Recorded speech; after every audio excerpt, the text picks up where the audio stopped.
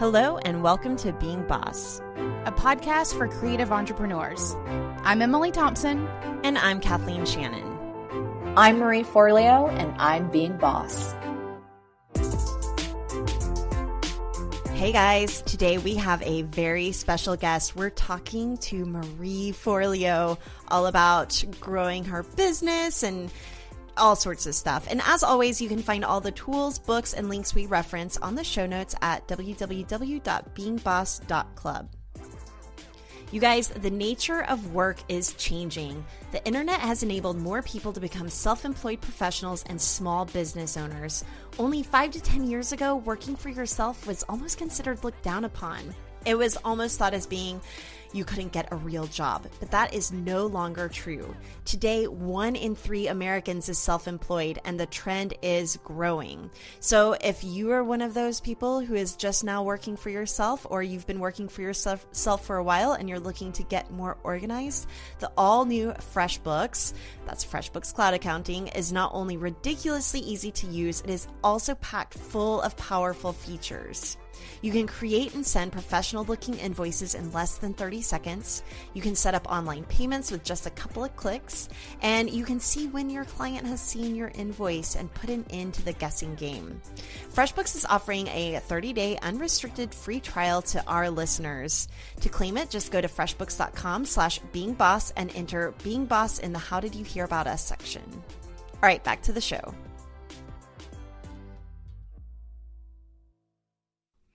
Named by Oprah as a thought leader for the next generation and one of Inc.'s 500 fastest growing companies, Marie's mission is to help you build a life you love and use your gifts to change the world.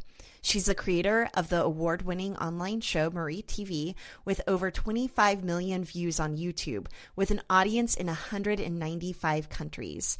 She's the founder of B School, an online business school for modern entrepreneurs, with members in 119 countries and territories spanning 160 industries.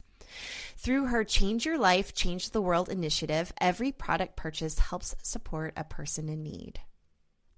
Well, first off, Marie, we are so excited to have you on Being Boss. You cannot imagine how many times a week we hear someone say, I just want to be the next Marie Forleo, or someone just even mentioning your name as someone that they completely admire and look up to whenever it comes to being a creative entrepreneur. So thank you for joining us. Oh, it is my pleasure to be with you guys. Thank you for having me on.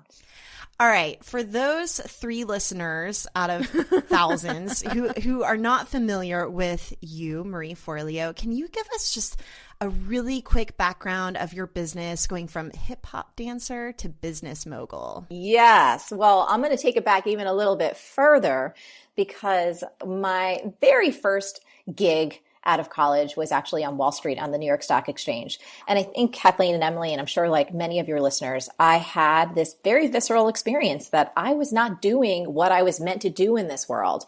And my intuition has always been one of the things that has guided me the most. It still does to this day. And I heard that small voice inside saying, this isn't it. This isn't it. You're supposed to be doing something else. And I remember getting frustrated going like, well, if I'm supposed to do something else, you need to tell me what that other thing is, because all I was facing into was just a big sea of uncertainty. And it was terrifying. And I think for most of us, when we're first getting started and we're trying to be an adult and take care of ourselves, and we want to make a difference in the world and get some traction doing something we believe in, it can feel really confusing. And you can feel like you're having a bit of an existential crisis. Who am I? What am I meant to do? How do I figure all this out? And so after I got up the courage to quit Wall Street, not knowing what else I was supposed to do, all I had were 2 clues. One was that I was highly creative. You know, when I was a little girl, I often thought I would either be an animator for Disney or a fashion designer or something in the fine arts.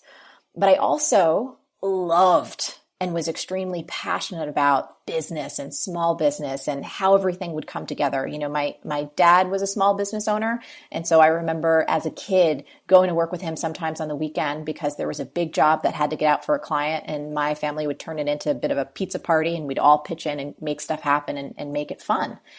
And so after I left Wall Street, I went on a bit of an odyssey to try and figure out, you know, how do I match this big desire I have inside of me to make a difference in the world with my skills and my interest and try and actually be happy. And I thought perhaps magazine publishing would be it because it was this blend of business and art. And I always loved women's magazines back in the day because there was some fun things and you could learn some good ideas and interesting stories and yada, yada.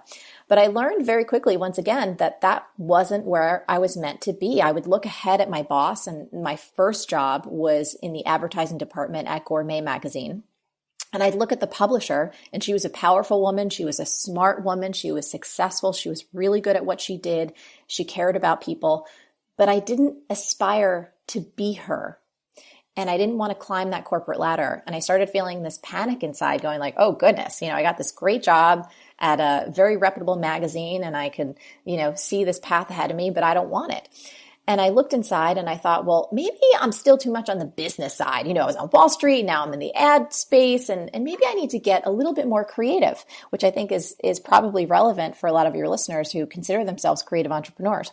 And so I went to the fashion department at Mademoiselle magazine, now defunct, but was fun back in the day. And I'll tell you, it was great for a while. I got to meet with designers and meet with people that were developing new products and had the ability to go to showrooms and sometimes a fashion show and to see that creativity up close. It was very exciting. But after about 6 months, I started getting that same feeling again. And I got to tell you guys, I was starting to really feel like a loser. I'm like, I can't apparently hold down a job. I don't want to be in an office because I have these steady paychecks and I feel like I'm a relatively smart human, but this all feels like I'm dying a slow death. So it was when I was at Mademoiselle and I was on the internet, probably when I shouldn't have been, and I discovered this life-changing article, and it was about a new profession at the time. You guys got to get, this was the late 90s. It was called life coaching. And of course it was. Emily and Kathleen, I have got to tell you, like we've all hoped for those moments sometimes where the clouds part and the trumpets sound and the angels just start to spin around your head and there's like, oh. So this article for me was honestly like that. The logical part of my brain goes, girl, you are 23 years old. Who the hell in their right mind is going to hire a 23-year-old life coach? Like, this is nuts. But then I couldn't deny, honestly, that it felt more right than anything I had come across in my entire life. And, I'd always been fascinated with human potential. I'd always ask myself the questions, what's the difference between people that are able to succeed and be happy? And what makes the difference between people that just always seem to struggle, no matter what advantages or opportunities they have in front of them. And so I signed up on the spot for this 3-year life coach training program. And I started doing my studies at night while I worked at the magazine during the day. And then fast forward about 6 months, I got a call from the HR department at Condé Nast Publications, which was the parent company I was working for. And they had a promotion offer for me to work at Vogue. And that was my fork in the road. It was like, wow, the most kind of iconic fashion magazine in the world. Again, I was 23 living in New York City. It's like a very exciting, enticing, alluring opportunity. Or quit my steady job and the health benefits and all that jazz and start some weird ass life coaching business that it was like, I didn't even really fully buy it. And of course, so which one did you choose? What do you think, mama? I absolutely walked in there and said, no, thank you, but no, thank you. And I went back to doing what I did to help put myself through college, which was bartending and waiting tables and being a personal assistant and doing, honestly, any work I could find so that during the day I could figure out how to actually build a business and mask the total insecurity I had about how young I was. I want to hear about these like intuitive feelings that you have, because this is something that I hear coming up a whole lot from people who are, following these really windy paths. And it's the one thing that the people who are stuck on a path have the hardest time getting in touch with. So I want to talk about these feelings you had and really what it felt like to make that decision or to, quit one of the jobs to go for something else. Like, tell me about that intuitive feeling that you are so great at. So I had a great gift, and I have a great gift. It was my mom, and she taught me from the time I was very, very little that I had a little voice inside that would never steer me wrong, but I had to be wise enough to listen to it. And she says, you have to get still, you have to get quiet, but it will never, ever send you in the wrong direction. You just have to pay attention. And so having that being kind of spoken into my ear from her from the time I was like, could barely talk all the way up until through 18, 19. I was conditioned to go inward, to pay attention to the signals. And one thing some people don't know about me is I'm actually also a very physical person. We can get into the hip hop if that makes sense. But I've always been, I was the kid who was doing the moonwalk across my mom's linoleum kitchen floor, dancing to Thriller, like nonstop dancing. So for me, things come very physically. So when I was on the floor of the New York Stock Exchange, for example, I literally could feel my shoulders hunching forward. I could feel my chest just caving in. It was almost as if, you guys, I was getting physically ill. Not like I necessarily had a sore throat or had any diagnosable kind of situation happening, but I could feel the life being drained out of me. And I would hear a voice inside my head that was like, this isn't it. You have to get out of here. This isn't it. And of course, for most of us, it starts off as a whisper, and it may be something so faint and so barely imperceptible that you're almost not sure if it's real. And if you don't heed it, you don't take any action, it gets louder and louder and louder. And so for me, being on the floor, I just remember one day feeling so kind of sick to my stomach, looking around at all of these mostly men, especially back in those days, it was 99.9% men on the floor. And I was like, again, just out of college, like 21 years old, constantly being hit on, trying to get taken seriously for my intellect and wanting to learn and grow. And it was just an everyday battle. And I was about to start crying. And I just, told my boss, I said, hey, I just need to go take a coffee break. And I left the floor and I ran to one of the local churches.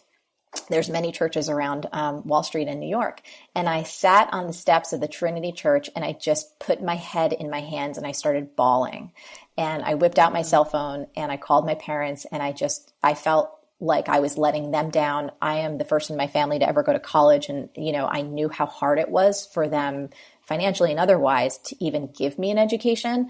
And so for me to have a steady job and then feel like I want to quit, but I don't have a plan for what I'm going to do next, just felt completely disrespectful.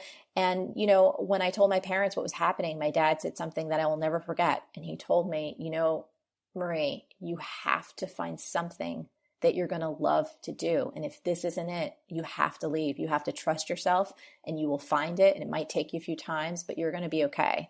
And he really gave me permission to take a risk and to find something that was going to be a match for my skills and my vision and my desire to make a difference. So I don't know if that speaks too much to what you were asking. I'm happy to go deeper on the intuition piece if you want, but that's how it felt for me. It was very, very visceral. I love that so much. I feel like, well, here's my follow-up question. Is this a feeling that you've experienced getting more prominent as you've gotten older? Or is it one of those things where at the moments that you needed it most, maybe like back then is where it was stronger? How do you feel that sort of growing or not in you? I think it grows stronger over time. I think it's like a muscle. And the more you use it, the more strength you build and the more kind of nuance you can experience with your sense of intuition. So for me, it's gone on to everything from hiring employees, from saying yes or no to deals, from saying yes or no to like enormous opportunities that perhaps 5 or 6 years ago I would have jumped at. So in my own personal experience, it gets stronger over time. And I think part of the reason for that is now I also have the benefit of life experience, so it's a blending of having an intuitive sense and then also seeing mistakes I've made in the past and going down the wrong path and going, oh, I did that once before. If I'm getting this signal inside that says, and I look back on my actual track record, I'm like, I have a lot more both intelligence and intuition on which to base my decisions. Love it. Okay, let's keep down the path of your background. So one of my favorite things that you've ever said that really shifted something in me whenever I read it. I can't remember if I read it or if you were sharing the story on on your YouTube channel. You mentioned that you bartended while developing your coaching practice because you didn't want the desperation of paying the bills to kind of taint the work that you were creating. And I think that a lot of the messaging that we get as creative entrepreneurs is to make bank doing what you love right out the the gate, right? And so I'd love to just hear a little bit more about that. So now you're bartending, you're building your practice on the side. Would you still adhere to that philosophy this day? And what did you learn through that process? Oh, yeah. I mean, so there's one thing that's really important to understand. I feel like there are really two sets of people when it comes to money and it comes to starting their own business. There are people who may identify more with perhaps how I see things. I am pretty risk averse. And also in a contextual sense, what's more desperate than a life coach who needs clients? Like, that's the saddest thing ever. And I wanted to, especially at that age, really hone my ability to help get people results. And I wanted to be able to do that for free or near to free, especially in the beginning. So I could not only build up my confidence, but build up my skill set so I could stand behind my offerings and really know, hey, I've worked with X amount of people. I've gotten them results. I see that what I do works. And then I could go out and start charging people and have a sense of congruency and integrity with what I was doing. But back to what I was saying, I've met other people. I think we've worked with, like, through B School and through our show, tens of thousands of small business owners and entrepreneurs, and many of them first time. And I've come across people who the way that they thrive is if they have a complete fire under their ass, meaning they've burned the bridges, right? They've quit the job. They have no other option than to make their new small business work. So having all of that pressure for them makes them thrive. For someone like me, at least historically, that's not how I thrive. That's how I'm going to cry and, probably do the ugly cry in the corner, and all of my creativity will get zapped. There'll be no love and I'll just be a mess. So I'm much more of a human that likes to be risk averse when it comes to finances. I like to build small and organically over time. And I like to do things in a way that makes me feel expansive rather than contracted. So worrying about whether or not I could pay my rent would not actually inspire me to be a better life coach. It would inspire me to probably be a worse one, because that's where all my focus would be. But again, I do want to say some people absolutely thrive when it's all on the line and they have nothing to do but sell. I love that you're addressing that there are two different paths that you can really take there, and it's not necessarily one or the other.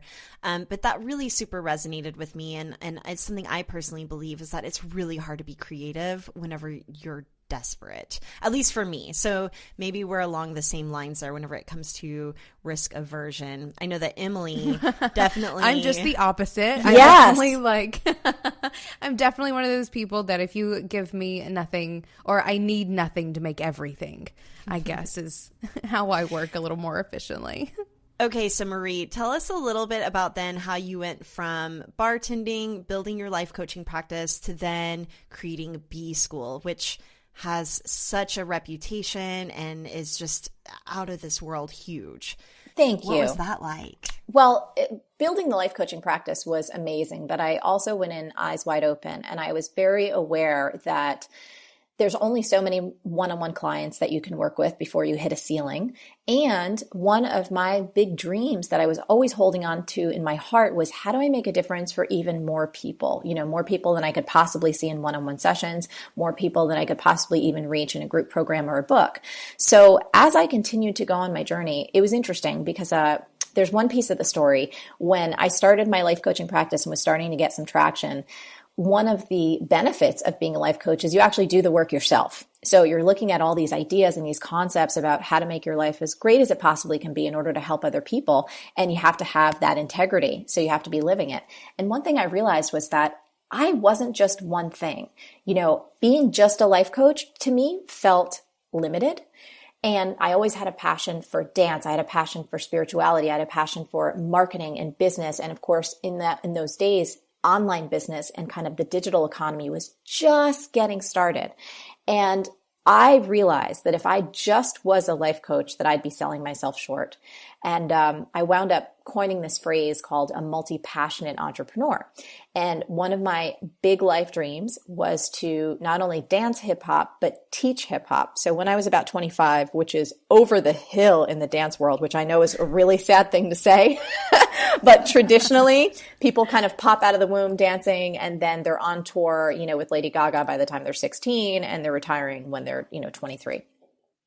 So for me, I got into the world of dance and fitness, and through doing that, I started meeting even more women. So I had tons of women coaching clients. I was meeting all kinds of people through my dance and fitness career. And of course, I was still bartending and waiting tables as well. And I kept hearing from folks over and over again, like, how are you making all of this work? Like, how do you have this wonderful kind of coaching business? You're doing all of these things with Nike and you're making dance videos and everything seems to be working and you don't seem to be batshit crazy. Like, what's behind all of this?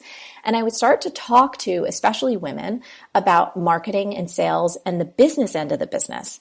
And I was shocked, you guys, because so many incredibly creative, big-hearted women just thought that business and marketing were basically the devil. They had such negative associations with putting themselves out there, with self-promoting, with understanding how to use these digital tools to really get their ideas and their products and their services out into the market. And in my own personal experience, I'm a lifelong learner. So especially back in those days, I was going to every small business conference I could. I was going to online business conferences. I was like a sponge trying to soak up the best ideas to make my business work. And again, I ran into something quite interesting. When I would go to these conferences, about 96% of the instructors and the trainers on stage were men. And the way they talked about customers and conversion and what you needed to do with your website, I just had this image. It was like, essentially, your customers are people that you want to extract as much profit as possible. And all you want to do is kind of turn them upside down and shake them up and down and, get out all their change. Women are going to feel gross about that. And I seriously felt like I needed a friggin' shower. And I kept thinking to myself, not to mention from an aesthetic standpoint, the actual presentations, nothing had a sense of style or ease or made it enjoyable to want to learn. And for most of us, business doesn't necessarily come second nature. If you didn't grow up around a lot of entrepreneurs, if you didn't have any education in this, it's not easy to learn this stuff. And to make it even harder by making the kind of shit you're learning really ugly and with tons of highlights and flashing arrows, I'm like, God, there's got to be a better way. So fast forward a few years and I realized there was a huge opportunity to teach people about small business and to teach them about what it takes to really build a meaningful, profitable business and to do so with total integrity, completely from a place of your heart and soul, and in a way that is designed to maximize the difference you can make for others and for yourself. And so that's where B School was born from. That's what we created, I think almost 8 years ago now. 2010 was its first year ever. And we're proud to have over 30,000 graduates in 119 countries and over 160 industries around the world. Wow. So was B School, it's easy for us and our listeners to look at it and just assume that it was an overnight success. But hell no. Was it like in the first few years? Oh my goodness. Oh hell no. So the first few years, don't get me wrong, I am so grateful for it. But the first time out of the gate, we just did the best we could possibly do. And I think that needs to be true for all of us, no matter what our projects are or what our business is. I had this intuitive knowing that I was like, look, I'm going to do this thing once. We're going to see the response to it. We're going to get all the feedback and then we're going to make it better. And then we're going to keep making it better. And if the response is there and if people are getting the benefit and they're seeing growth and more sales and more freedom and what we're promising them, then we're going to continue to just evolve this thing. But no, I think especially there's two components to it. One, the first time you're teaching anything is going to be your worst time, right? Because you're doing the best you can, but inevitably you're going to miss stuff that you can only learn by test driving it with real humans. And then second of all, especially in the digital space, you guys think about this, like a year in technology is like a decade. So things that we were doing back in 2010, some of that is no longer relevant when you come to present day. So it was a very different experience and it's definitely evolved over time, but no, it was not an overnight success. Okay, so whenever you were building your coaching practice, you were bartending, you were dancing, you were doing all these things. So let's go ahead and fast forward to present day. Yes.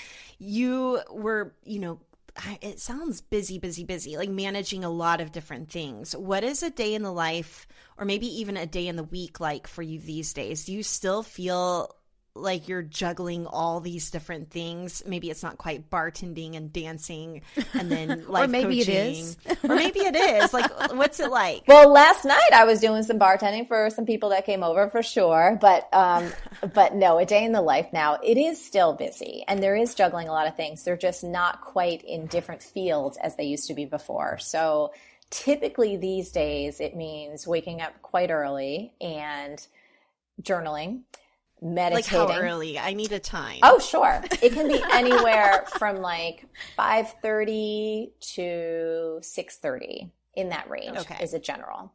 And of course, if I have a flight or if I'm traveling or, there's something kind of different happening, that could shift those times. But that's a general. And then an hour workout, either a Soul Cycle or I'm in LA right now. And so when I'm here, there's a wonderful little torture chamber that I love called Pop Physique. And it's certainly not a torture chamber, but when you're in it, it feels like it, at least for me. It's hard as hell, but it's really good. So an hour workout and then come home, eat some breakfast. And then it's like hitting it hard all day. And when I say hitting it hard, there's writing, there's drafting emails, there's team meetings, there's sometimes interviews, just like what we're doing right now.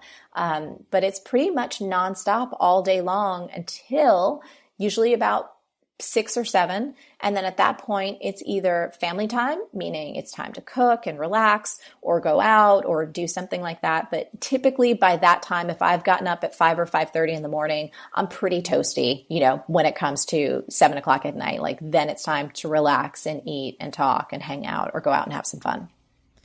I love that. It sounds like obviously you're a pretty productive person. And I know that a lot of people who listen to this, one of the biggest struggles is just managing their day, managing their day-to-day processes, what it is that they need to accomplish, and really prioritizing the things that they most want to get done. So you're getting up early, journaling first thing, and then you're going to work out, and then you're sort of hitting all of the tasks and to-dos. Can you talk a little bit about your mindset around structuring your day in that way and how it is that you stay as productive as you are? Oh, yeah, definitely. I think, one of the things that's essential for entrepreneurs, and especially entrepreneurs who consider themselves creative, perhaps multi-passionate, and then are also juggling a family.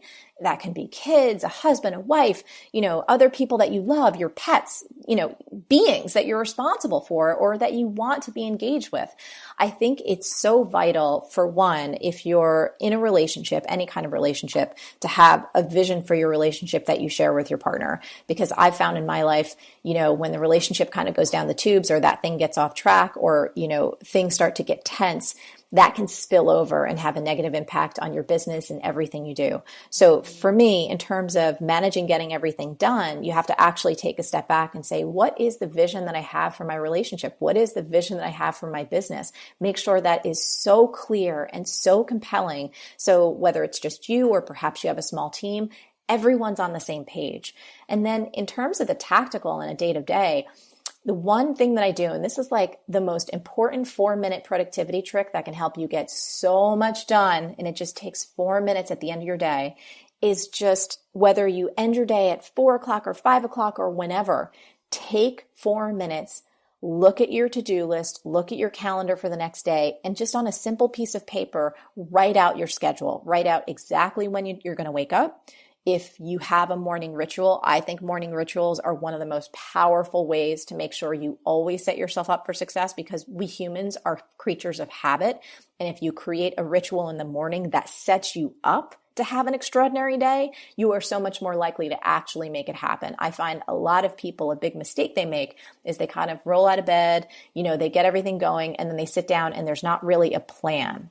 They haven't taken the time to really get crystal clear on what are the most important things they need to get done, what's happening with their spouse or their family. Have they taken any time for themselves to get themselves in an optimal state, meaning working out, meditating, having a great breakfast, having a shake, whatever that looks like to you, so that you can tackle your day and feel like you're actually in control rather than being reactive, where the email's popping up and everyone's constantly demanding things on your time and no one's scheduled and no one knows what's happening. So I think very small changes like that can make an absolutely profound difference. And if you do that long enough, your entire life and business will look different. You'll feel so much more in control and so much more at peace while you're creating and getting things done. I love that. All right. I've got a question, and this comes from, I know I've even said it, like, oh man, Marie Forleo, she's just got her shit together. And I know that so many entrepreneurs look up to you, and it's easy for people from the outside to assume that you've just got it together and that nothing is ever difficult. So I would God, love it. Lord have mercy, is that so not the truth? But yes, keep going, my friend, keep going. I know. So I would love to just kind of debunk the myth that Marie Forleo is perfect and that her life is perfect. Could you tell us, like, what's challenging you these days?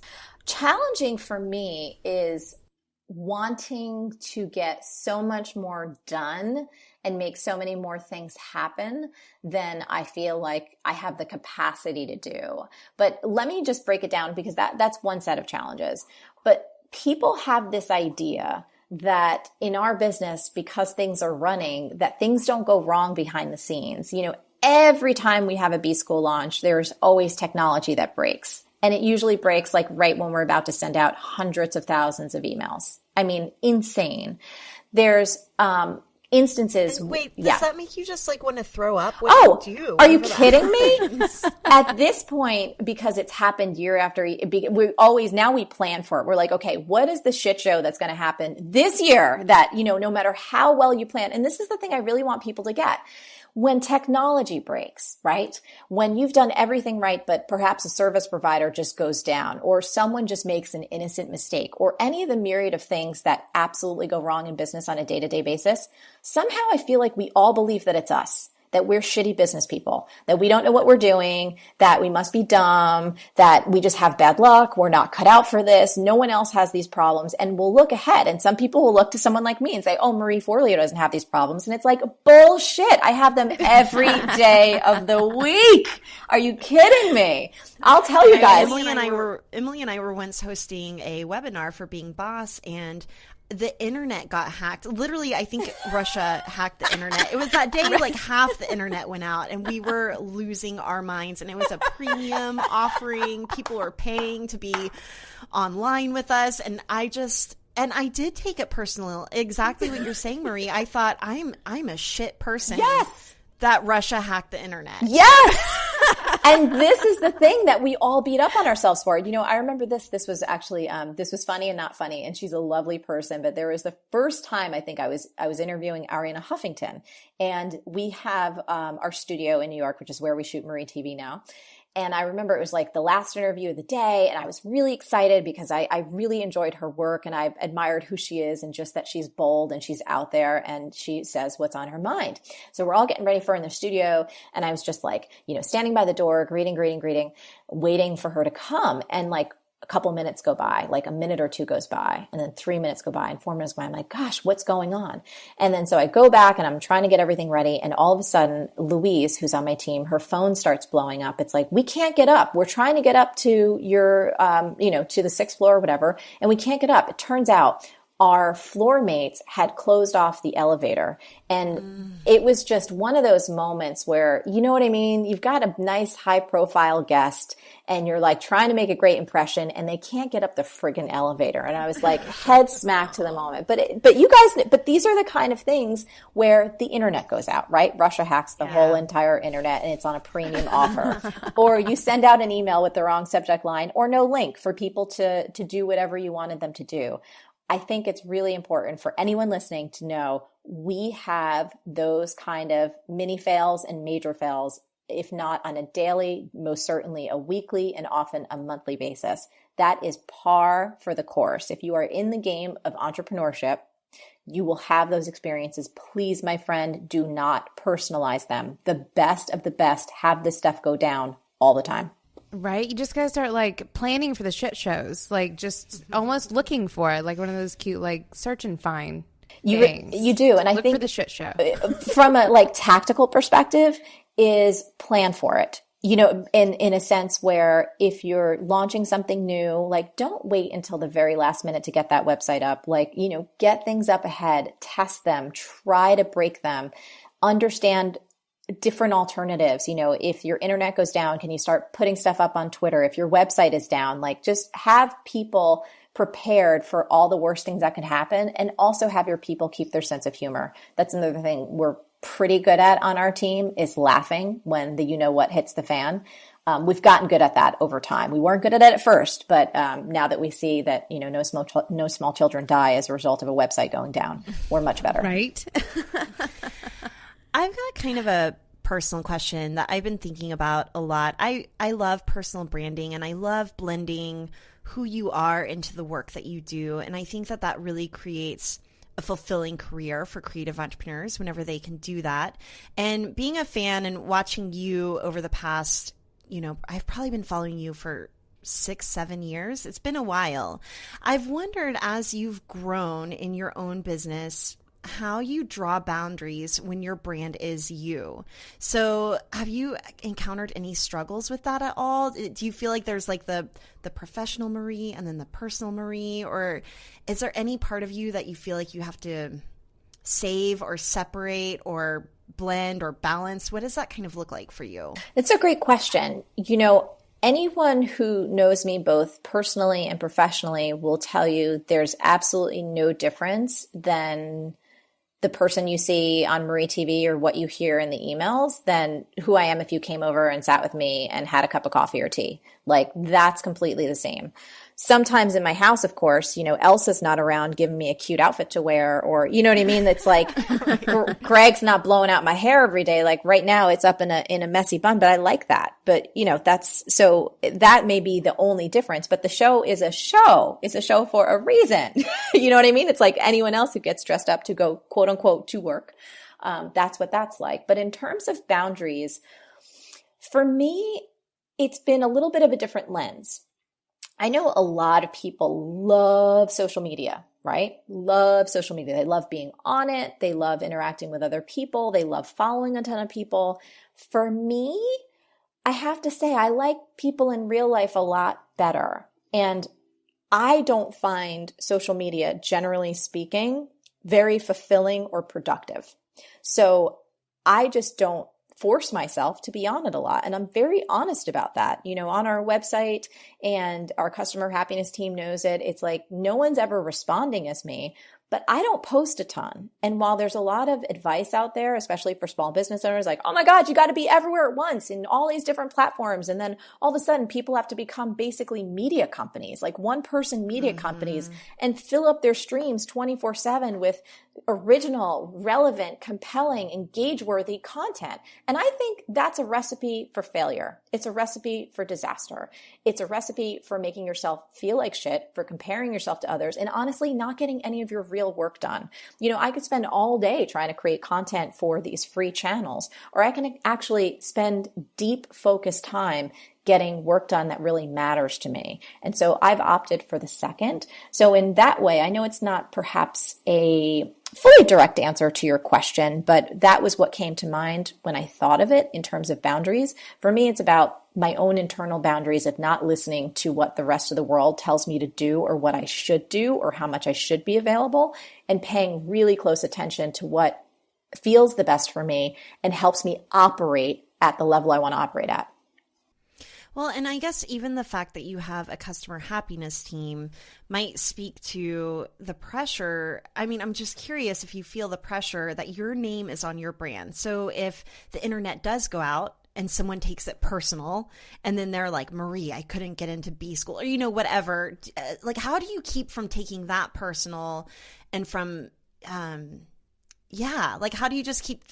For me, I find that if anyone has a problem with being boss or has negative feedback, I'm like, oh man. Oh, yes. It hits hard. So I wonder if you face anything like that. Yeah, I will tell you that used to hit me a lot harder in my earlier days. And one of the benefits of getting older and having more experience is, honestly, I don't care. I really don't care.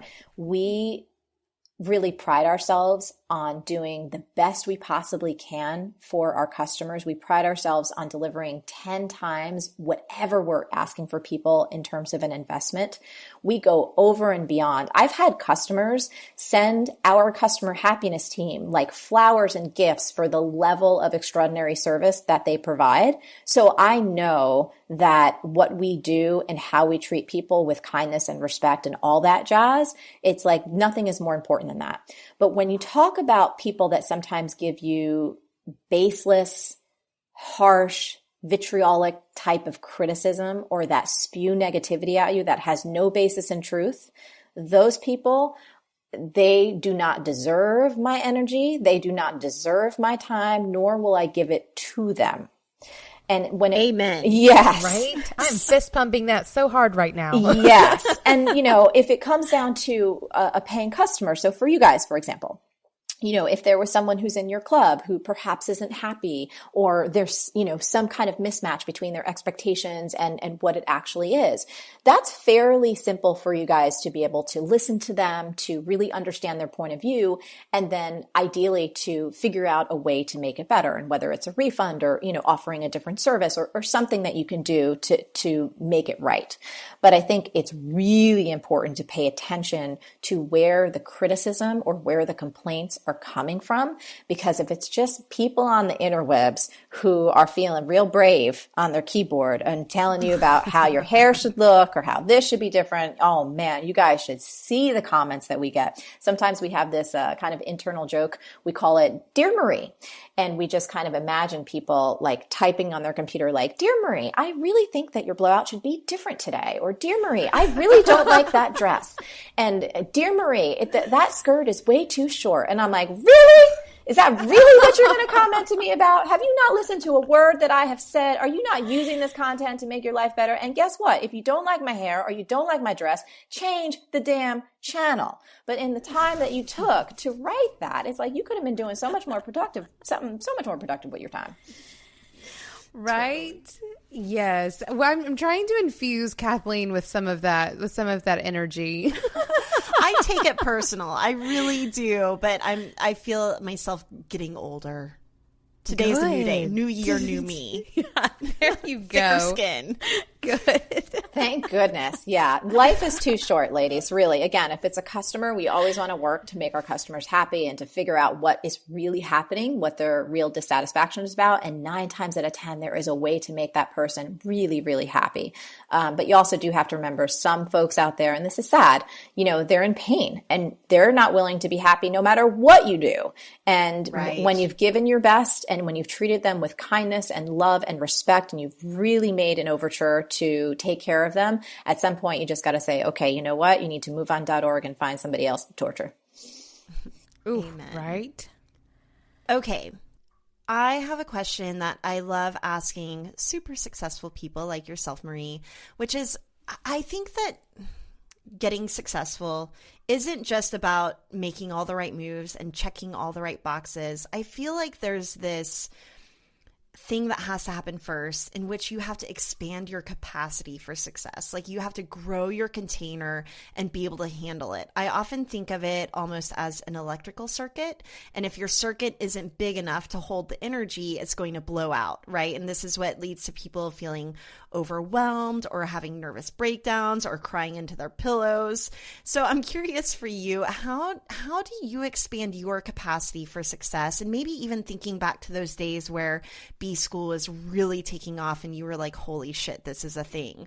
Or, how do you develop the resiliency to handle success and maybe even the less glamorous side that nobody really gets to see? Well, I think a few things. One is thinking about the concept that has been popularized by an author named Gay Hendricks called The Upper Limit. And I don't know if you guys are familiar with the concept, but it's basically this, that each of us kind of has this internal thermostat to how good we'll allow our lives to be. And it's almost subconscious, you know what I mean? We figure we're allowed to have this much financial success. We're allowed to have this much relationship happiness. We're allowed to be this healthy. We're allowed to be this joyful on a daily basis. And it's stuff that we've learned from our environment growing up. It's perhaps stuff we've internalized from society or from our faith or wherever.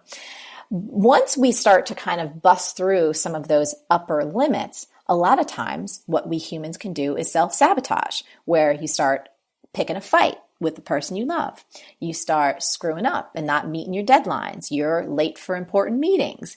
Most of us can identify with some version of this, right? When things get too good, we kind of can't handle it and start sabotaging our growth. And one of the things that happened to me, especially in the early days, is physicality is where all my stuff shows up. So whenever I'd have a big leap, a big kind of breakthrough, whether it was in a financial sense, in the amount of customers we were reaching, and a big opportunity, I would actually get deathly ill. I mean, like going to throw up in the toilet, deathly ill, where I'd get a flu. I would get, migraine headaches that would take me out for like 3 or 4 days, and just have this whole flushing out, almost of releasing who I was in the past so that I could step in and have a greater capacity, as perhaps you would say, for where I was moving in the future. And I think the biggest tool that we can use to expand our upper limits is really awareness, is really noticing when things start to get good and when things start to get consistent, or even when things are challenging. How are we going to respond when everything gets really intense? Are we going to breathe and stay open and tell ourselves, I got this? Or are we going to kind of contract and say, you know what, I'm not built for this. I can't handle it. I'm not going to be able to manage all of these different people or these customer problems or the growth that we want to have, or keep it balanced with my kid and my honey and my husband or my wife. And I think having that awareness that this is a thing and that it is possible for you to expand the amount of fulfillment and joy and productivity and capacity that you have within you, that's really, that willingness is where it all starts to happen. And I do think it's possible to start putting habits in place and rituals in place that allow you to further grow that container so you can take more good things in. And the only reason we want to take more good things in is that so we have a lot more to give and contribute. So that was a little bit about my journey with it, but I do think it's something that we need to stay aware of, especially if you're someone who you know has some limiting beliefs about how good it can be for you. Oh, that's good. I think that may be the best answer we've gotten for that question yet. I would love to hear specifics around some of those habits and rituals that you were just talking about, in terms of things that you can be practicing daily or weekly to enable that expansion. Yes. Well, one of the biggest keys is really having a clear and compelling vision for your business in the first place.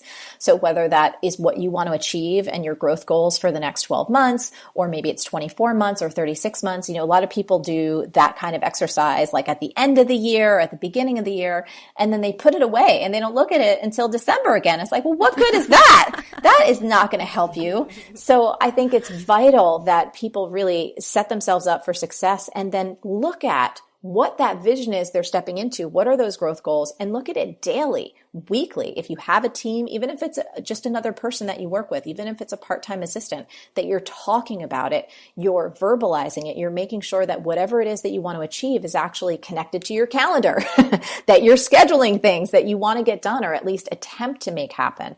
I know for me, I think the physical health and taking care of the vessel through which you create is one of the most important foundational pieces in terms of a ritual. If your health isn't on point, if you're not fueling your body with food, which really food is information that gives you the capacity to think clearly, to have the energy that you need to make the difference that you want to make. You could have all kinds of great marketing tricks and strategies up your sleeve. You're never going to execute on them because the foundation upon which you're building everything is faulty, right? It's sick or it's toxic. You're going to want to sleep later. You're going to go to sleep early at night and you're going to be cranky all day. So for me, that's about eating right. And that is about exercising at least 4 times a week. Anything between 4 and 6 for me is really optimal. And some people say, I don't have the time for that. And I'm like, really, I don't think you can afford not to have the time for it. And it may not be an hour. It may just be 10 minutes or 15 minutes or even 20 minutes using a free video online or dancing your ass off and like sweating it up. I don't care what it is. But when you start to get that ritual and take care of your physical health, it's enormous, you guys, how much your mental health changes. I think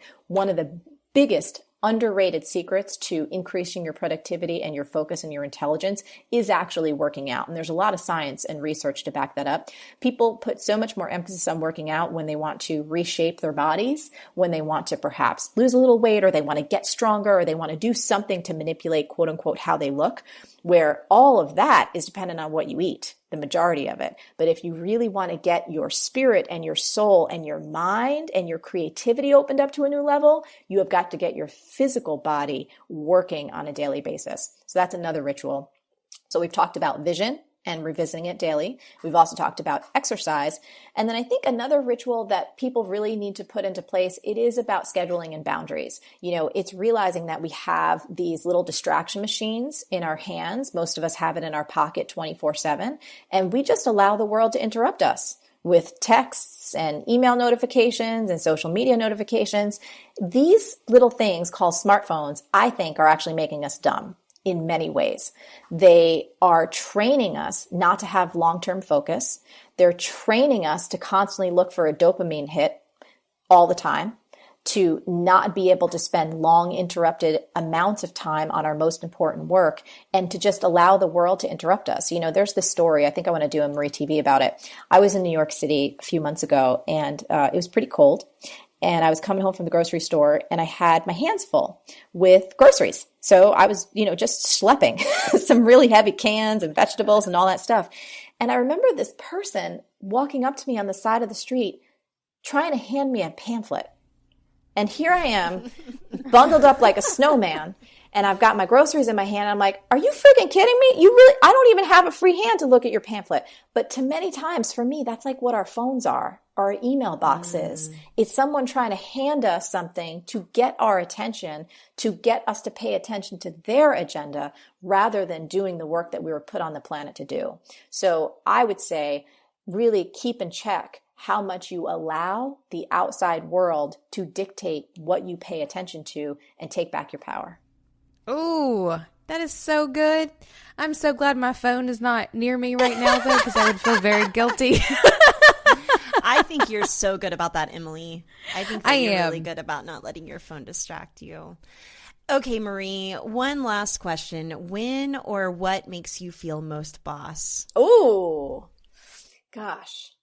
What or when do I feel most boss?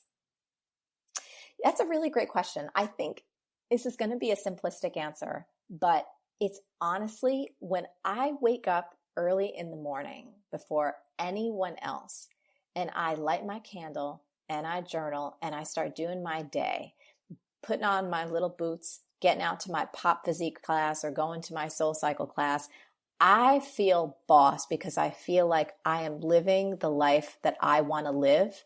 And I am taking charge of my day. I am taking charge of the gifts that I've been given.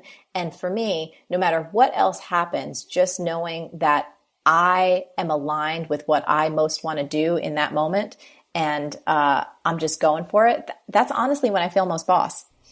Yes. I love the simplistic answers. Those are always my absolute favorite because it is like those little moments that matter most. Period.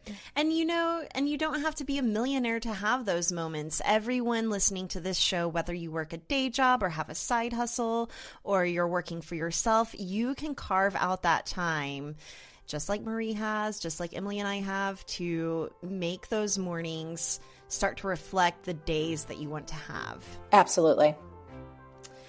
Marie, thank you so much for joining us. Where can people learn a little bit more about B-School?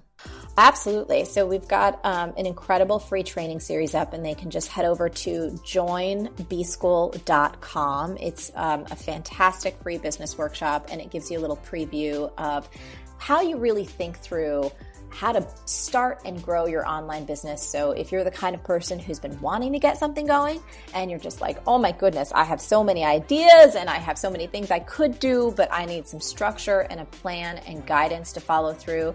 One of the great benefits of that free training series is that you'll get a nice 6-pillar roadmap so you can really start to map your ideas and where you're at in your business and start to see what you should focus on next.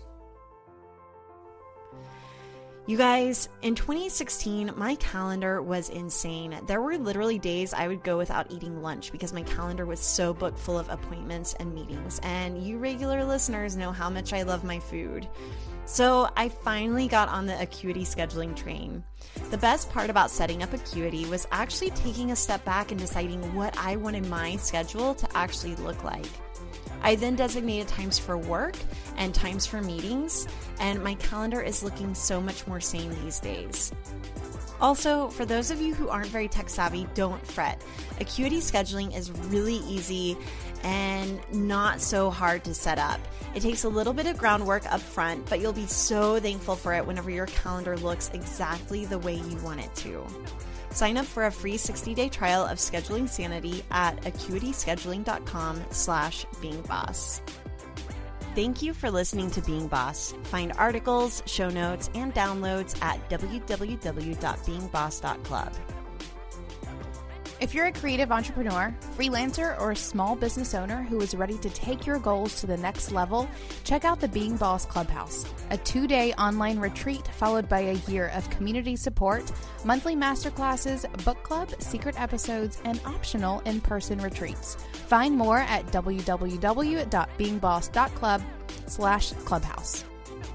Thank you so much to our team and sponsors who make Being Boss possible. Our sound engineer and web developer, Corey Winter, our editorial director and content manager, Caitlin Brame, our community manager and social media director, Sharon Lukey, and our bean counter, David Austin, with support from Braid Creative and Indie Shopography. Do the work, be boss, and we'll see you next week.